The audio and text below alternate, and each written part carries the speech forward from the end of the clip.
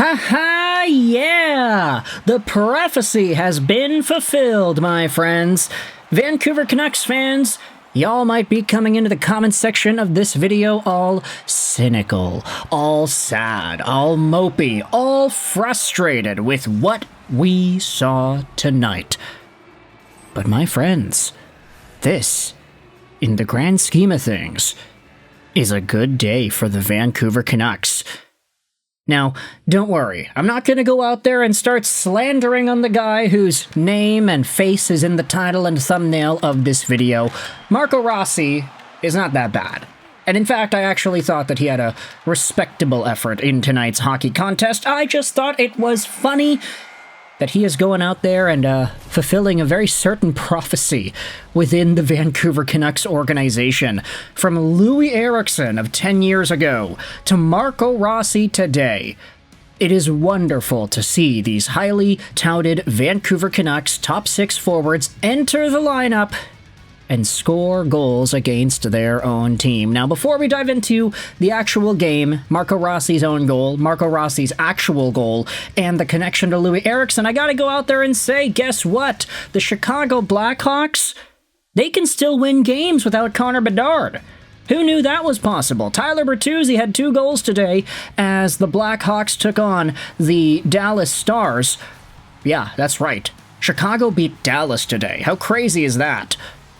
But with Chicago taking the dub, with Tyler Bertuzzi finally starting to score goals again, it gives them the 2 points, and it gives them the leapfrog over the Vancouver Canucks, who lose today in regulation 6-3 against the San Jose Sharks, and one very particular North Van kid who made his home return, scoring some points and looking very talented, looking very good as always. Vancouver loses 6-3 to San Jose. The Blackhawks won, which makes the Canucks drop all the way to last, from 31 to 32. Ladies and gentlemen, the recently attuned 4-1-0 road trip Canucks are last once again.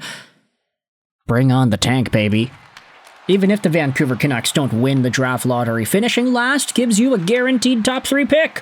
That's fine in this year's draft, as we are going to see with the World Juniors continuing, with Ivar Stenberg doing some more fantastic work, and with Gavin McKenna continuing to set guys up on the power play.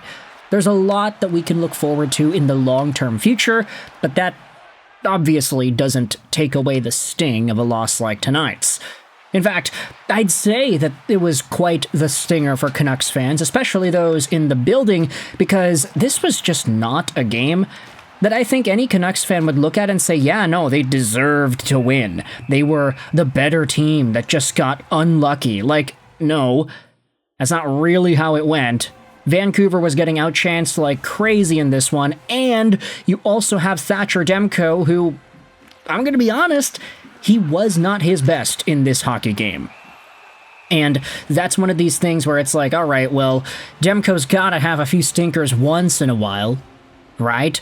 They've been playing him like crazy. They charged him up and tried to get him into as many games as possible, boost his trade value, what have you. Thatcher Demko's supposed to be the #1 starter. He's making a lot of money for a reason.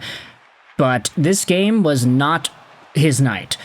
And it was very apparent that it wasn't his night early on in the game, because Thatcher the Snatcher let in 2 goals in the span of about 1:40 in the first period, early in the first period, mind you. First to Ryan Reaves, who swatted the puck in whilst the puck was under Demko's arm. It was one of these things where it was like, okay, well, was that not goalie interference? I mean, Demko had his hand on it, but Reaves just kind of jammed at the puck there whilst jamming at Demko's blocker hand. I mean, the Canucks didn't challenge it for interference, so I would assume, in their opinion, this would not have been a winnable call, which is the only reason I could think of as to why they wouldn't do it, unless they were scared because it's like, oh, it's only 6 minutes into the game. We've got leeway. We've got time to build back up into a game against San Jose. I don't know. Who really knows? But it did cost Vancouver, because just a minute and 40 seconds later, you had John Klingberg getting absolutely set up by Macklin Celebrini. The puck gets fed back off of the faceoff. Klingberg picks it up, walks to the middle, just kind of caresses the puck as he pivots around, and then he takes a shot, top of the umbrella. It's long range, and it beats everybody, including Thatcher Demko, who, I don't know if it's like, oh, he just didn't see it, or late reaction time, or whatever. It looked like it wasn't that big of a screen, but the puck does squeak through and slide right by Demko, so it's not the best of looks for Thatcher the Snatcher. Even on the broadcast, they said, like, yeah, that's an uncharacteristically bad goal for Thatcher Demko to allow. He usually doesn't let those go through. Few minutes later, though, the Vancouver Canucks make things interesting as Linus Karlsson gets his 8th goal on the season on the power play, assisted by Connor Garland and Phil Hronek. Connor Garland doing some pretty nifty spinning in the offensive zone, just trying to get some space done, free the puck up. He just goes a little bit back, he goes a little bit forward, and he frees up that open ice passing lane to Linus Karlsson, who is on the back door.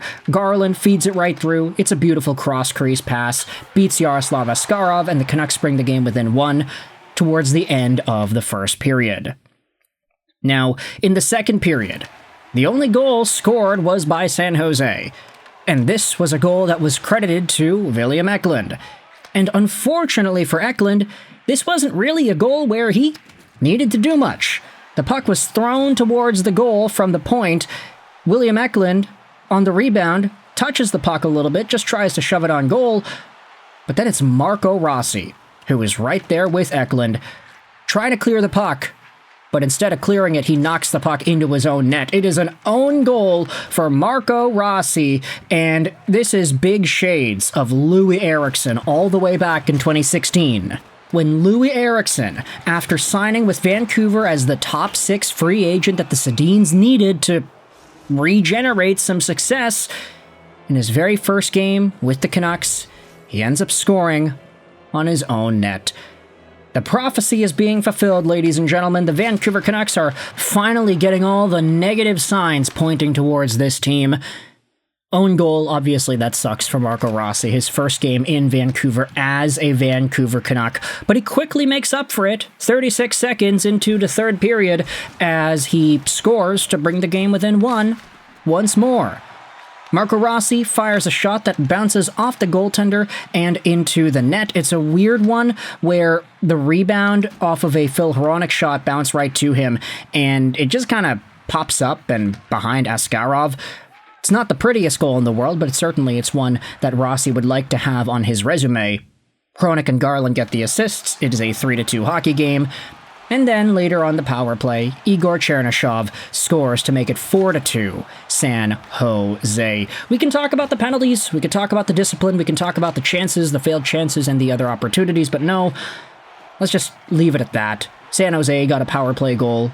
Adam Gaudette with a beautiful centering pass to Chernyshov, who was by himself in front of Demko. And then 6 minutes later, on another San Jose power play, this time it's Drew O'Connor who brings the game within 1 with a 2-on-1 short-handed rush. Instead of passing it to his guy on the right, he decides to shoot it himself. He stones Yaroslav Askarov, beats him clean, bringing the game within 1 with 10 to go. Up until Macklin Celebrini scores with 4 minutes left in the third off of a beautiful one-time feed by Chernyshov and Eklund. He makes it 5-3 San Jose. That's Celebrini's 20th goal of the year. It was a beautiful one-timer, and that was all she wrote. Colin Graf made it 6-3 later on with the empty net, and Vancouver walks out of this game down 3. They lose in regulation. Marco Rossi's got that Louis Eriksson energy, and Vancouver is now last in the NHL one more time. No thoughts on this one, honestly. The team didn't play well, Thatcher Demko didn't play well, and the loss was deserved. So, yeah, I don't really think there's anything else to add, isn't there? You can let me know your thoughts in the comment section below. How do you feel about tonight's action between Vancouver and San Jose? I hope you enjoyed this video. Sign on, and bye.